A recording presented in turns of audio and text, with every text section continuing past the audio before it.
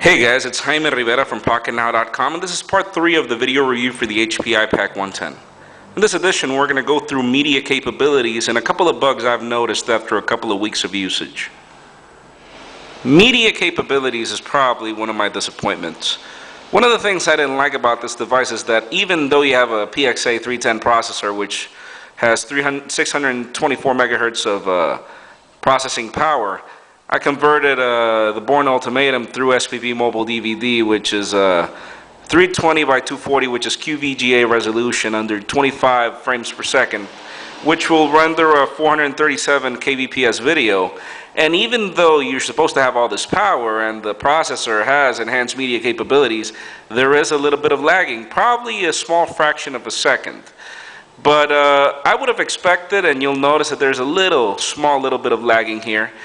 I would have expected that at least for this small resolution you would have flawless video performance, but I honestly haven't noticed it to be that good. I would have expected or would have preferred it to be better. It's just too bad for this part. Obviously, video quality is something important. For example, this American Airlines flight landing in Tegucigalpa was filmed under a bit more quality than the Bourne Ultimatum I showed earlier. And you will still notice some lagging here and there, one there, there's another one. And those are probably things that I would have expected this device to show up better on, and obviously you won't see it there.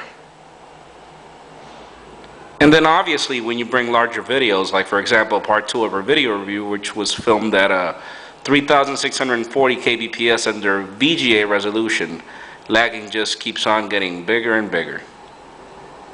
Too bad for this device, honestly. I would have expected better rendering.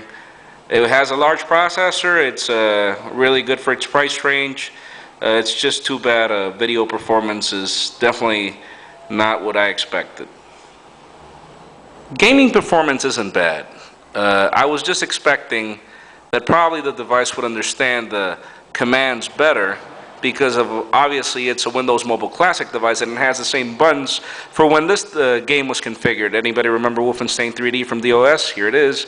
But the problem is it doesn't. The button mapping doesn't really understand the way my Windows Mobile 2003 device did. I was really nostalgic about the fact that I could probably play these games on this new device, but it hasn't really gotten as better as I'd expect. Obviously, playing these games on a phone device is really bad. Button mappings are not at all the same. I was expecting that to be better here, but it sadly isn't. Going into bugs, I've noticed 3 in the last couple of days. For example, one of them is Wi-Fi. You'll notice my WLAN icon here at the bottom to be turned off, but then you see the Windows Mobile icon turned on at the top. Anytime you send your device to standby and then you turn it back on, it'll sometimes try to connect again to Wi-Fi. Sometimes it'll just stay stuck like this, and then you have to soft reset your device to fix it. Haven't found any other way to fix it myself.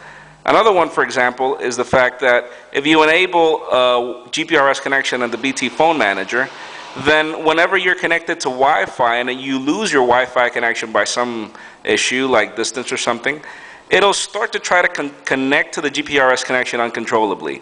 I've tried to find a way to disable this or try to make the device ask you if you want to connect, and it just doesn't give you an option. It'll just try to connect and keep on doing it until you end up soft resetting again. Another sad bug from the device. Then to end, the other one is probably battery life. I just finished charging my device like 5 minutes ago, 10 minutes ago the most, and then you'll notice that I'm down to 61%. Probably in 10 charges, this has only happened to me twice. This is the second time. Whenever I disconnect, you're probably at 100%, and then in a couple of seconds, you send your device to standby and turn it back on, and then you're down to 68. Probably one of the other things I haven't liked about the device is that even though you do get a mini USB connection at the bottom, and that is supposedly compatible with any other USB connections, I try to use my mini USB connector from my Herald, which has the same amount of amperage and voltage that the HP device has, and it just won't recognize it. That's probably one of the things I would have enjoyed, and probably the bugs obviously are some things that no user wants. But then again, this is probably it for what problems I've noticed in the device. And that's pretty much it for part 3 of the video review of the HP iPAQ 110. Remember to keep us posted on the forum in case you want to know anything else. That's it for now for Pocketnow.com.